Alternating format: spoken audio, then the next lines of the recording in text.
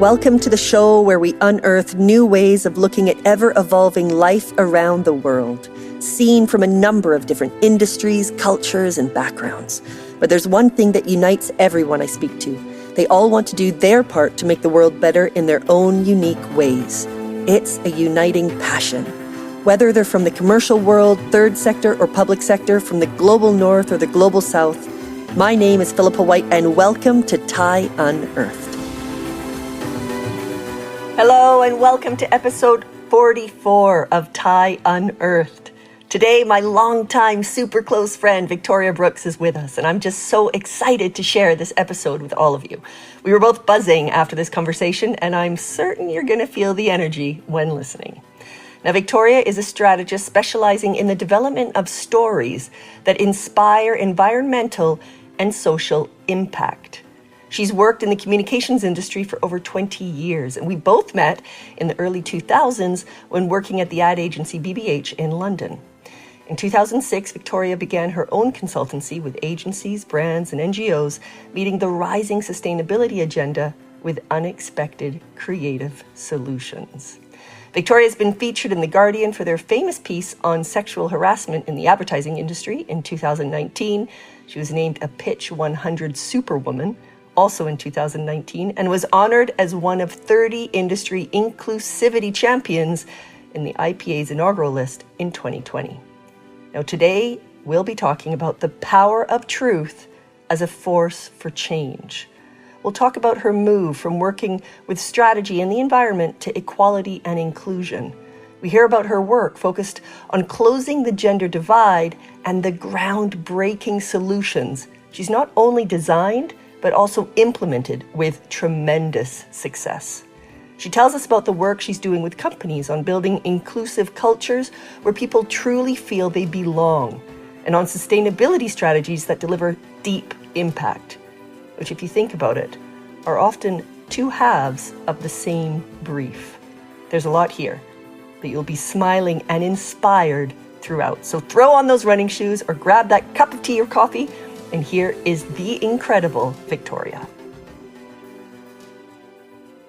Victoria, it is so wonderful to have you with us today. How are you? I'm so well. Thank you so much for having me. I'm delighted to be here. I'm so excited to see. I know where you're sitting because I've stayed at your house many times, and I love the brickwork at the back of your kitchen table. But for our listeners, where are you sitting? Where are you? I am sitting at my kitchen table in London. I live in Kensal Rise, which is in North London. Yeah. And what's it like today? What's the weather like today? I have to say, it is absolutely beautiful. It's a bright blue sky day, and we rarely get those in February. So I'm feeling really lucky today. And I'm excited because it's the last day of school term, and we are off to have a bit of an adventure as of tomorrow. Oh, nice. Where are you going? We're going to Switzerland, so we're going to see some snow for the first time since before the pandemic, which will be a wonderful treat. Nice. Yeah. Oh, wow. I'm glad that I've caught you before you're off on your adventure. That's so much fun. Well, listen, for our listeners, as you know from the intro, Victoria is a very, very, very good friend of mine, and we have known each other since the early 2000s. We have many conversations about all of these topics that we're going to cover off today. And I am just really excited to get this in front of our listeners so that they can get into your incredible head. But before we get into a lot of these conversations, let's bring you to life for our listeners. Tell us your background, a little bit more about you. Well, I was thinking about this when you asked me that question about my background. And I was wondering if I should start actually at the very beginning, which is where I was born. Because actually, I think that context makes so much of a difference to how we see the world as we grow up. And I was born in Vermont, which, for those of you who aren't familiar with it, is a very, very tiny state in the northeast of the US, bordering on Canada. We're very close to Montreal, actually. And it is kind of like the Switzerland, if you will, of America, in that it's mountains, rivers, lakes, beautiful. And the culture that I grew up in was very much one of hippie kind of 1970s. A lot of people from around the US flocked to Vermont during that time because it represented a lot of liberal political views and liberal thinking around creative industries and thought leadership, etc., writers, artists. And so it was a very interesting community to grow up in. And I realized in thinking about and reflecting on what we're going to talk about today, that actually a lot of my love for things that matter came from growing up and from a very young age being part of these very grassroots protests around, trying to stop the big mall from taking over our little rural town and protesting with like little cardboard placards and the whole thing. So I think actually this context is really important in terms of where I started my story. So I think maybe one of the things that I think about is Ben and Jerry's, which is obviously one of our all favorite ice cream brands, started when I was 2 years old, 2 blocks away from my nursery. So it started in a petrol station, and they actually they were making homemade ice cream with this little machine that they'd made. And Ben Rosen and Jerry Greenfield, they were basically there creating this little dream. And I was wandering down there once a week from my daycare, getting ice cream from them. And the beginning of them as hippies in the 1970s, starting an ice cream brand that actually already stood for political issues and tried to raise money for political causes was such an interesting place to begin. Yeah. So that's where my story started. I then moved out of Vermont and went on to university in Rhode Island at Brown, and graduated with a psychology degree. And I wasn't quite sure whether I was going to go into clinical work or actually into marketing. And I did an internship at Converse Sneakers, and in parallel did an internship at a children's mental hospital in doing research. Wow! And it was this kind of moment of departure where I was like, am I going down a clinical route or am I going down a marketing route? Because I did see that same skill set could be used in either way. And I have to say, after that summer, the decision was made for me that actually, as much as I felt passionate about the topic of psychology, in terms of my personality, I was very drawn to the creative process and drawn to the idea of creating a relationship with people through creative ideas. And so that's where I then started my career in New York at Ogilvy as a strategist in advertising. And the story kind of goes on from there, where I came then to London. So I'm sure we'll go into more detail later. And we met at BBH. I remember when I came up with the idea of TIE, because I was working at BBH when I came up with the idea of it, and that was in 2004. And I started talking to people at the agency, and there were these sort of rumblings of, okay, that's interesting. And then obviously it was, you need to meet, because I was still quite new to the agency. So I came, and there were a few big things that had happened in my life. Like I lost my uncle, and I went to his funeral. And anyway, there's a lot of stuff that sort of sparked this idea of TIE. And so I still didn't know very many people at the agency. And people said, you need to meet Victoria. She's spearheading the CSR initiative at BBH. I was like, oh my God, I need to meet with Victoria. So that's, you were already a couple years ahead of all of this thinking. And I was sort of starting to come up with these ideas in 2004. So it'd be really interesting to know, what was that jump to the CSR space for you? Yeah, so first, before I go into that, I just have to say that moment where we actually met and had this kind of mind meld on the feeling of like, there is another way. There's a way to where we can actually do something that's meaningful and actually create change as well as build business. It was a wonderful moment for me. Yeah. In terms of that move, I actually, again, reflecting on it this morning, thinking about this chat, I realized that it probably started before then. So in New York, my second agency was called Fallon. I was working on a brand that was a street basketball brand called And One. And And One was very much a grassroots basketball brand. And I was put on the account as the strategist to get into the headspace of these young basketball players and the street culture around it, and also what would drive this brand to grow. And of course, being, I had played basketball as I was about 10 years old, but I certainly wasn't part of a street culture, having come from Vermont, I'll tell you that. So I think that the first thing I did was realize that I was completely out of my depth. And the reality was I needed to really get into that culture. And so I ended up finding a basketball team in Harlem that was led by this amazing guy, Nick Blatchford. And Nick had this program that was half academics and half basketball to try to keep young boys really engaged in academics as well as their love for basketball. Oh, wow. And so I posed to him, could I come down and actually kind of learn everything about kind of the street basketball culture? And, in return, since you're focusing on academics, perhaps we could do an internship with the boys in the team coming into the agency, and they could help us create the campaign.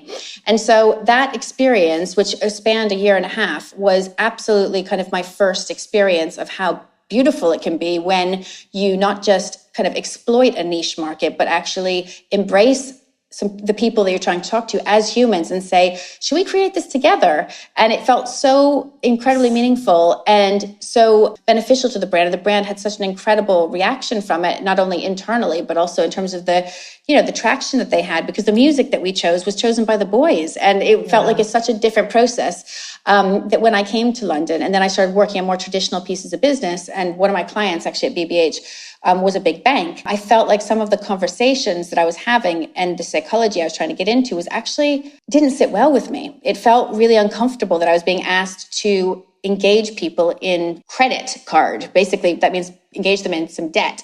And so just the kind of ethical dilemma I felt really drove me to look at how can we bring that experience that I'd had in the basketball project into the day-to-day of my work at BBH. And actually at BBH, as you'll know, a lot of the clients there already were engaging in early stage CSR. So like British Airways had Change for Good and Tesco's had Computer for Schools, which was not one of our clients, but it was in the same realm. And there was Woolworths at the time and they had playground partnerships. So there were these they were almost tokenistic charity partnerships that sometimes didn't strategically align with the brand, but they were very much kind of the ethos maybe of the current leader of that company, but it wasn't baked into the very strategy and kind of backbone of the brand. And that's where I saw the opportunity for an agency like BBH to really marry the strategy with the types of partnerships and types of engagement that they were going to have. That is so cool. I mean, it's obviously a really long time ago now. And as you're talking, I'm sort of going back in my mind, because I remember you talked me through a presentation. Like I remember our meeting when we talked through it and you had this incredible presentation. I was like, oh my God, that's extraordinary what you're coming up with. And I mean, you have an incredible memory that you're even remembering all of that detail about the brands at the time and what they were working on. But in the time that you were at BBH, like what is there an example of something that you managed to get off the ground or something that you managed to create in that space? A lot of my work was doing at BBH was actually creating a business plan for the agency about how this could be a new consultancy within BBH. So what I was doing is I actually did an audit of all the current BBH clients. And I spent a lot of time talking to the different leaders who were working on these issues and trying to ask them questions around how their strategy aligned with their, thinking around the environment and social impact. Of course, we weren't using those words of social impact at that point. And I learned so much from that experience that I basically took those case studies and built a business case and a business plan in a way for BBH to take forward. So what was exciting at the time is that it meant that I got a huge amount of exposure to very senior marketeers who were looking at this. And we were able to build a business plan that was great. And then what I realized is when I had the sign off from Nigel Bogle and John Hegarty, then I actually still had to do my day job and figure out how to make this new consultancy get off the ground. And I realized maybe I don't have the right credentials yet to do this. And maybe I should actually work in the nonprofit sector briefly to try to just get to grips with how these things work from the other side. So I took a bit of a pause. And that's actually when I started working at Media Trust, which is the first time that I worked on the charity side. And basically my role there was to build partnerships between grassroots youth organizations and media brands.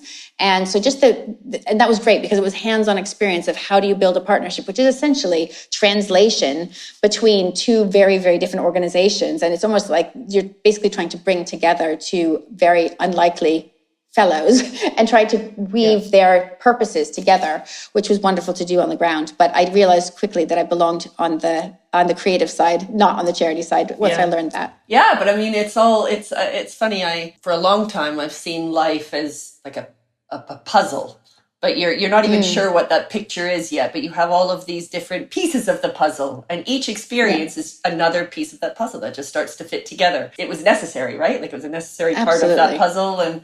But things have moved on a lot. And I think what I'm really excited about is it's been busy and so much growth. And I think obviously the world is evolving so quickly. And when we look at even just the terms, it was CSR and sustainability and purpose. And now there's ESGs and, there's just all these different terms and all these different, but you've been really involved in this trajectory of this movement, I guess. And I think it'd just be really lovely now to just, can you bring to life, what you're seeing now? Yeah. So, I mean, it's been a really interesting journey, like you said, and and I think because you and I both were on this journey very early, we've seen a lot, and we've seen a lot of evolution of the business, but also in the language, as you've rightly identified, that we use to describe this stuff.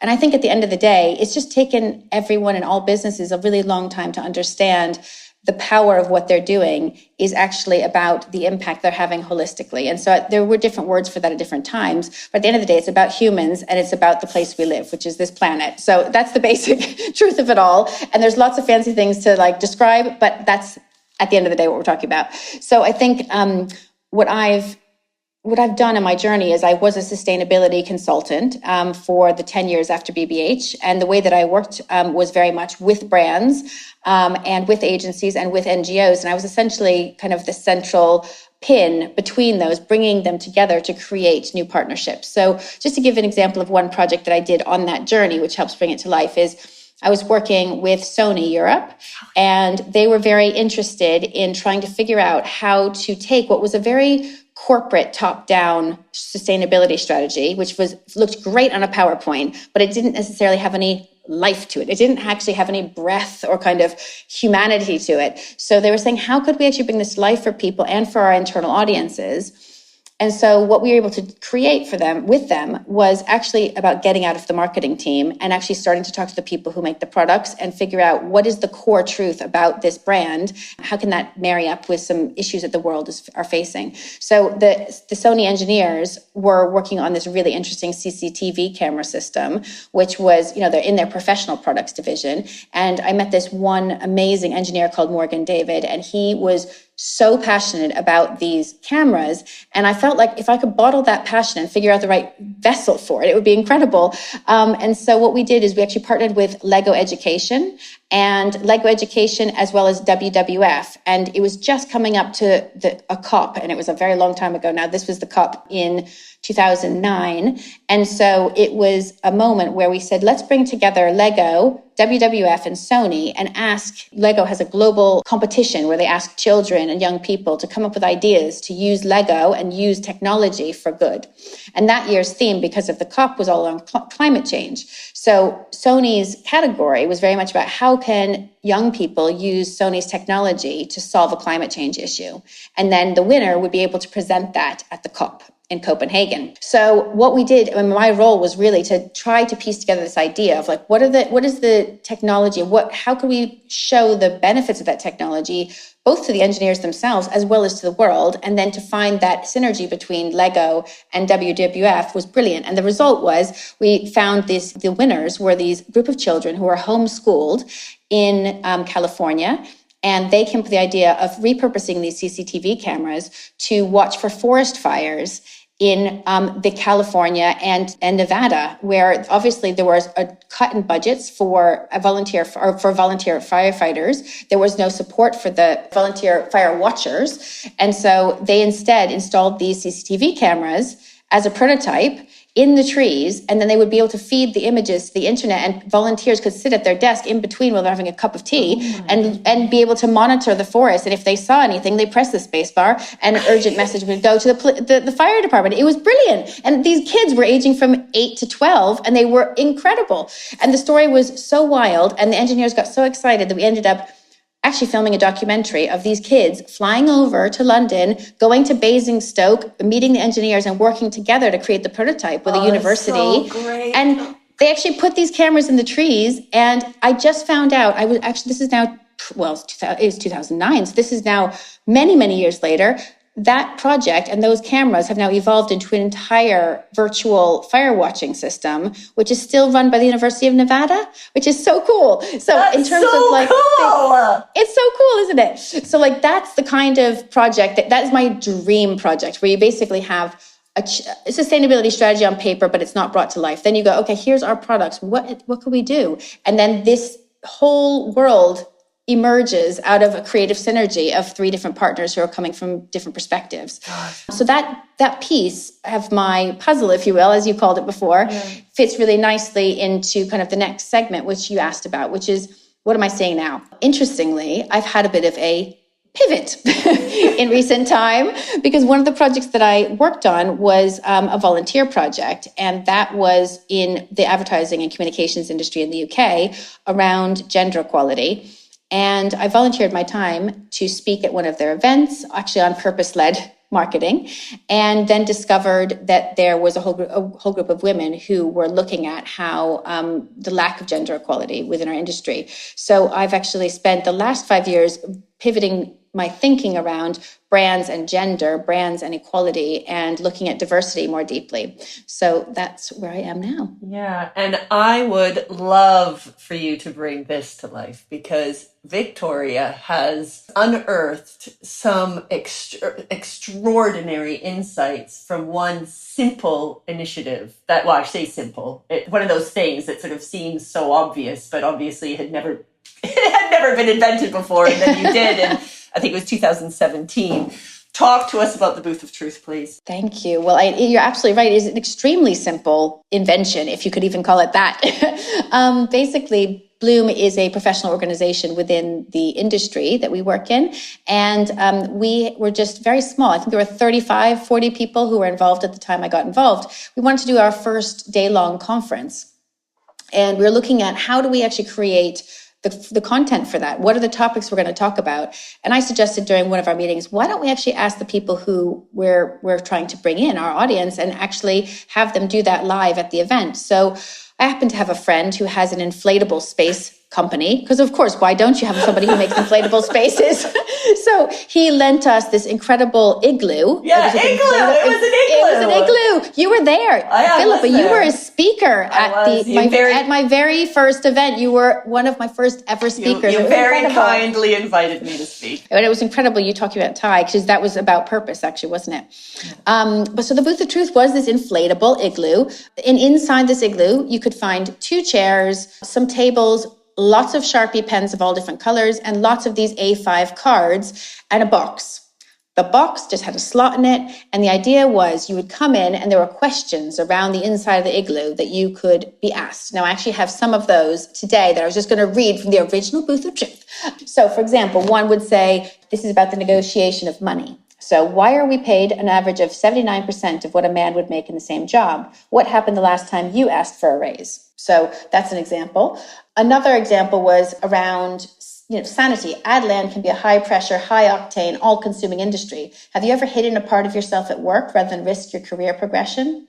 To what end? So we basically asked lots of different provocative questions about what are the barriers to women's success in this industry? Why is it that the industry starts at the junior levels? It's 50-50. We have 50% men, 50% women. But by the time you get to the top, those numbers are absolutely dramatically different, and there aren't that many women in the boardroom. So to try to identify that, this Booth of Truth invited people to write their innermost secrets, their kind of the barriers that they never said out loud, and sometimes things they hadn't even really allowed themselves to realize onto these cards. So we now, in that day, we collected tons and tons and tons of these cards. Can you remember one of them? Because I remember there were a couple that really stuck out. I can't quote it because I definitely do not remember well, but do you have any of them? Oh, good. Yes. Okay. I've got it here. Yeah. So there, and I will not use the swear word that is included in it, but I will just read you what it has said. Now, there are a few here that I'm going to read just to set the tone for what kind of shock the industry felt when this stuff came out. The first one said, I arrived in London for my new job, and the CEO said, so when are we going to go to bed, basically? When I rebuffed him, he said, why did you think I recruited you? For your excellent strategy? So that was one. The next one was, I went on secondment and found myself working with a male client. He would make racist and sexist remarks and would smack me on the bum playfully. I was told to deal with it when I brought it up. So these are kind of, those are just 2 flavors. But what I think is important to say is that it's not just about sexual harassment. So those are 2 examples where it's very sexually driven. There's actually lots of other very interesting kind of nuances around women in business. For example, I had a boss tell me, I want you on this project next year, so you can't get pregnant before then. He even told me which month would be ideal for conception for the business. I know, right? I hadn't even told him that I was already trying. It made me feel like it would be a really bad thing, so I felt so guilty. And so that's about pregnancy and about just your own life journey being impacted overtly and controlled by your boss. Interesting. And then there were some others, but I think the reality is some of these things were very much about women and how women treat other women as well. So it wasn't actually just all about the barriers that women face with men. It's not all about gender. So one of them was about, why do some women choose to join the boys club rather than help other women on the way up? There were lots of interesting questions about the culture that we work within. And the interesting thing about this is that this happened at the same month that the Harvey Weinstein story broke. So as you can imagine, all the furor and the Me Too movement launched that same month, and we just happened to have already been planning to do this. So this was like our industry's Me Too movement, or Me Too moment, and it was picked up by the press. And what we did at the end of this, that day-long conference where you were there, Philippa, was take those truths, and we did what we call Booth of Truth Live, and we put those up on a board and had journalists, panelists from the day, and the audience all engage in a really rich, radically candid conversation about what these issues are, how we can combat them, and start to really open up these kind of lift the lid on some taboo issues in a way that is hard to put the lid back on. Yeah, right. And so I'm curious to know, what have companies or what has the movement done with this information? Because one is opening the lid and having all of that come out. What next? What do people do with that? It's such a good question, because actually we were in the shock moment for the first year of the Booth of Truth. So we launched it at that event, and we held and then we decided at every event we ever do from now on, we're going to use the Booth of Truth in various ways. So we've done that now like dozens and dozens of times over the years. And what interestingly happened after, say, a year of just lifting the lid, it's actually really depressing, and it makes everybody feel worse. It actually doesn't solve anything. And the problem is that also the Me Too movement was having an unexpected backlash, which has actually been researched by the Lean In Foundation. And there's evidence to say that women were getting less access to senior male leadership because men were suddenly paralyzed, thinking, I don't want to put a foot wrong. I don't want to mess up. And I don't want to actually have whatever I'm doing misconstrued. So I'm just going to not engage, which meant that actually there was a greater distance between women and opportunity to leadership.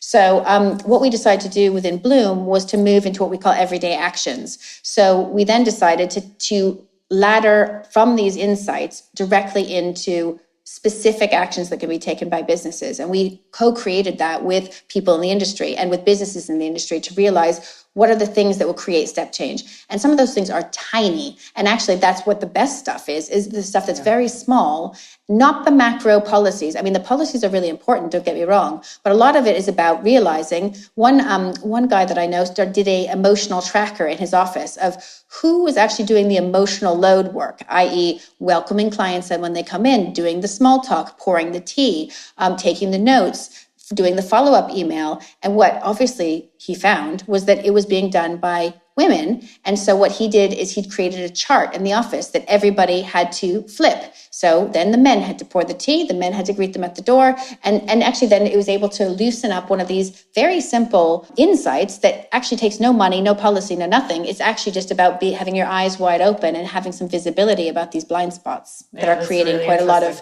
inequality. Yeah, really interesting. Talk to us about the exchange, because I feel like that's also a tangible way that you've managed to do something similar. Yeah, I think you're absolutely right. And I think that was like almost the third phase. The first phase was the lifting the lid. Second phase was starting to come into these everyday actions. And the third phase, which we started in 2019, started as an experiment, which was, let's try to engage men in this conversation. And we had always had men come along to our events, and we had men on every panel. We always felt it was very important to have men involved, but we wanted to do it more fundamentally. So we thought, what if we had men and women mentor each other in parallel?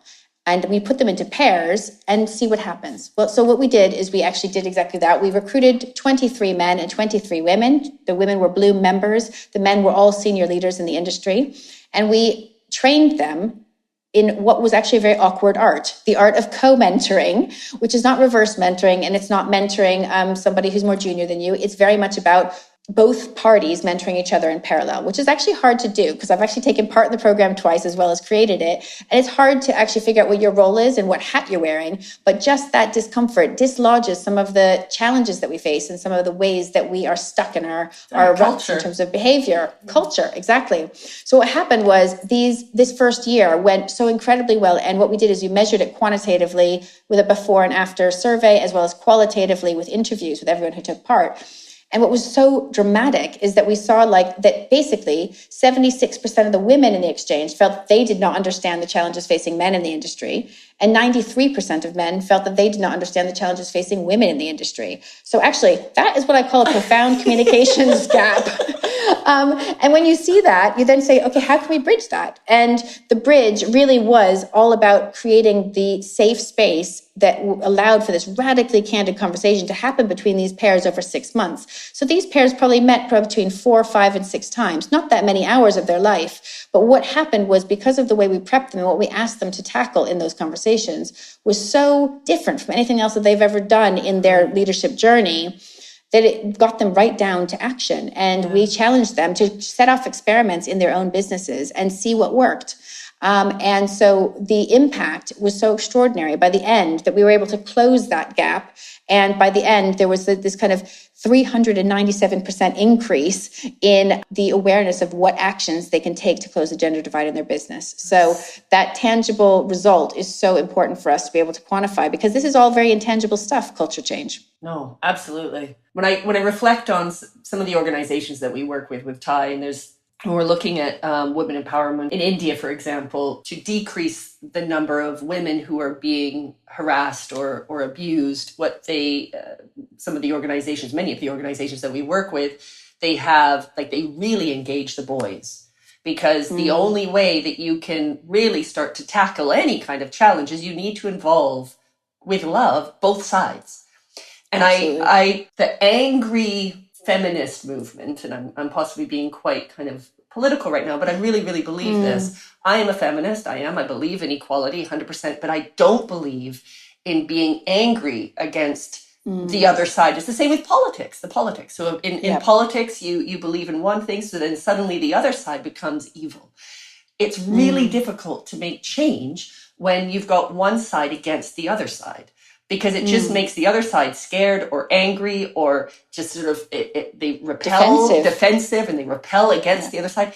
And I understand the need for anger. I understand the need for really pushing change. But I do really believe that, as you said, communication, transparency, honesty, bringing different sides together and finding ways to bring those connections, in my mind, with everything, it's the only way. And I do feel, with the diversity conversation with women, opportunities for women in the workplace, what you've done with the exchange, I think, is just genius, because it does that. Thank you. I mean, I think, again, it's a simple premise. And I think what we've learned in the last 2 years, where we've grown the program, and actually it's gone virtual because of the pandemic, of course, that now we've been able to reach 300 men and 300 women across the 3 years, which is extraordinary in terms of scale, but also in terms of depth. So we actually run the Booth of Truth as part of the program too. And we have lots of men writing into the Booth of Truth. And so if I may, I would just like to read 2 of the Booth of Truth from men, because it really does kind of unpack the challenges that men face. And if we don't truly understand what men are facing, then, right? I mean, because here's one from a man that took part in 2020. Men can be scared to face gender issues at work. On one hand, we're scared to break ranks with male peers. And on the other hand, we fear being taken down by female peers. So that absolutely nails the insight behind inaction. And inaction is exactly what we don't need, but that's exactly what we are getting, because people felt paralyzed between a rock and a hard place, and therefore paralyzed. Exactly. Another one is an interesting one in that it is an acknowledgement of this discomfort. So I can only assume, as a middle-aged white male, I've never experienced anything other than unequal opportunity in my career, which when I look back is really uncomfortable, and I don't know what to do. So even facing into that, and I think partly the exchange, it operates on visceral empathy, because when you're engaged with somebody that you don't have any relationship with, you're not working with that person on a project, there's no kind of implications of that relationship except just to connect on these issues. There's a visceral empathy that comes with that. And they start to be, this discomfort for men and for women becomes real, because you start to realize, I've been assuming things that are just not correct, or I've been saying things that I think are right and they've been completely misconstrued, but I didn't understand how. So a great example actually that we use in the training is that we show them a Booth of Truth comment around a woman saying, my boss said to me, don't worry about your career, just focus on your baby. And we use that because there's 2 different ways you can interpret that. One side, the woman's thinking, he told me not to worry about my career and I should just focus on my baby because I have no career left because it's all going out the window.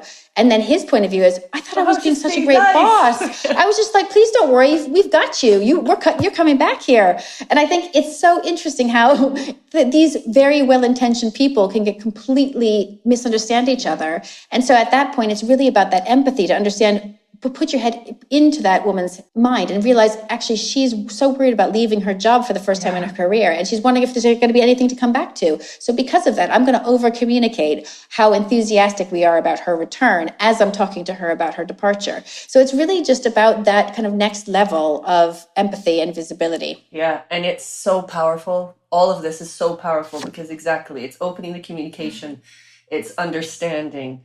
It's neither side feels threatened. It's creating that safe space. And I think this is something that is needed in so many parts of society, but certainly the corporate world.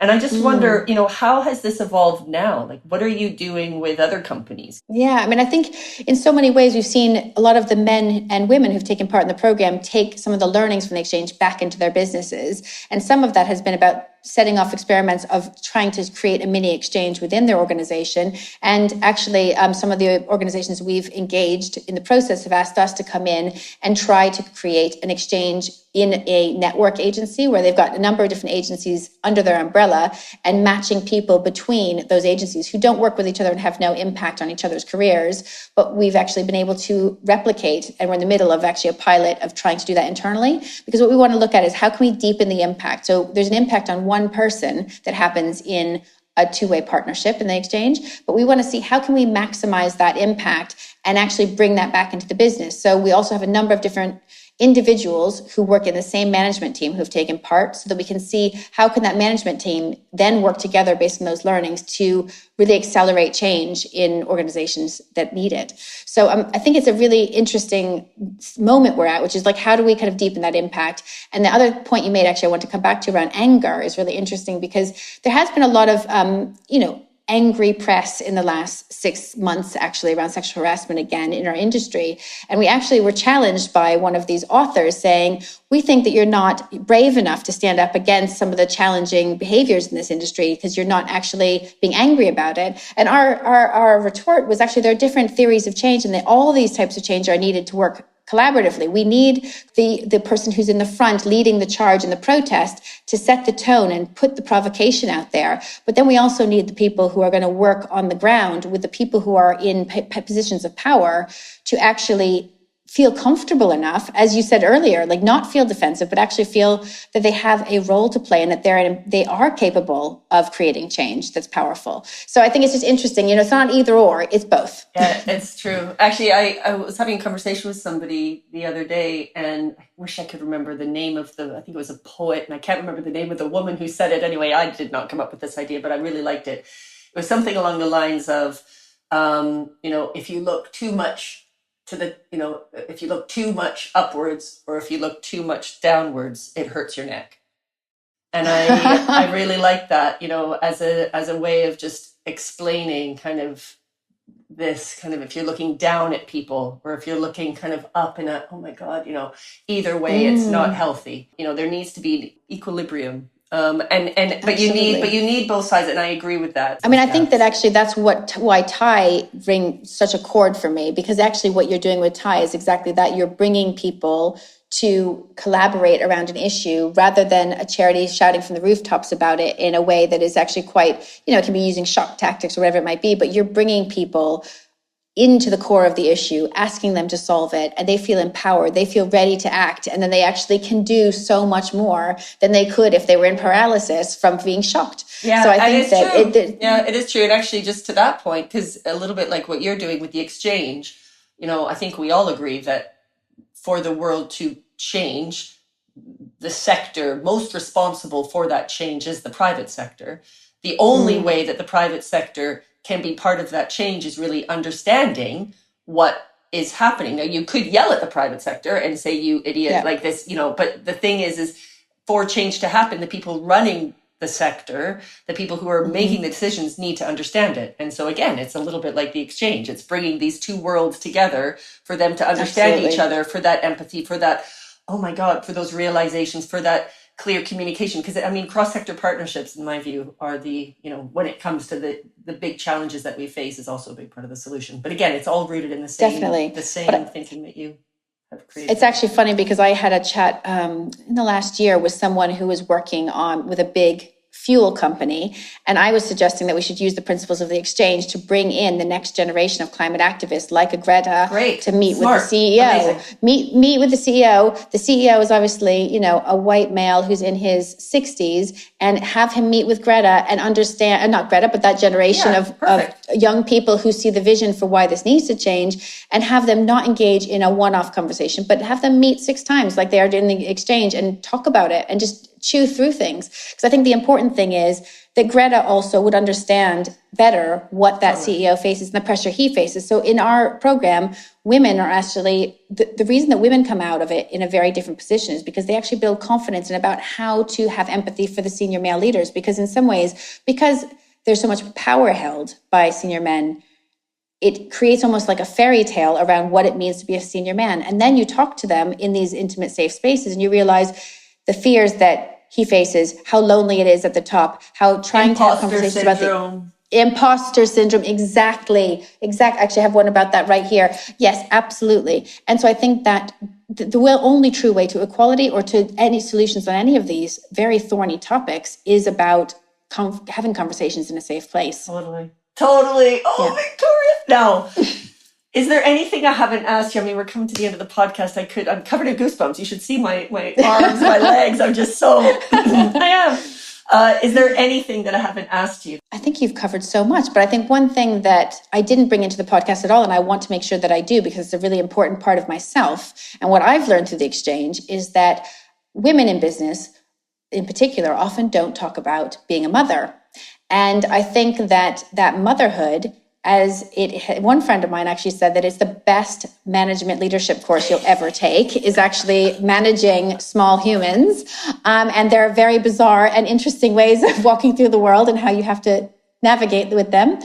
But I do think that it's something that I'm trying to bring into conversation more openly, because I think that so many senior women are so frightened to be compromised and perceived only as a mother or as a mom boss. You're like, no, I'm not a mom boss. I'm a boss. And actually I happen to be a mom. So like just some of this language around motherhood and being proud of the fact that, I have taken time out at various points in my career because my children have had various needs. We don't have extended family in this country. I needed to be that village for them at that point. And then I can dive back into stuff that means a lot to me in the business world. But I bring so much more depth of understanding and meaning to my work because I'm a mother. And I think it's just important to bring that into the conversation. And I know how you feel the same because we've been on this motherhood journey together, as well as we've been on the professional journey together. We've also been on the motherhood journey literally together because our children are born both at the same time. It's so strange. Yeah. And I love that. And I've absolutely adored having that parallel with you. Yeah, so it's extraordinary. Actually, Victoria was with me when I discovered I was pregnant.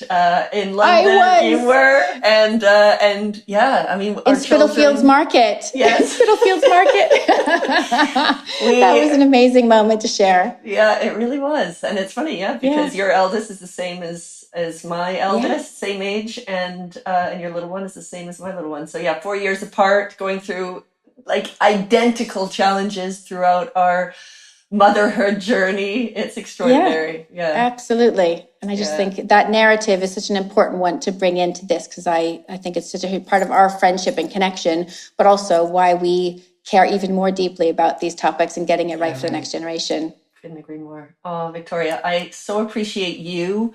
I appreciate your time. Thank you for sharing your brain with everyone. And thank you for inviting me. It's been amazing. And you know how much I love you. So this has been wonderful. Thank you. Until next time. Take care. Bye.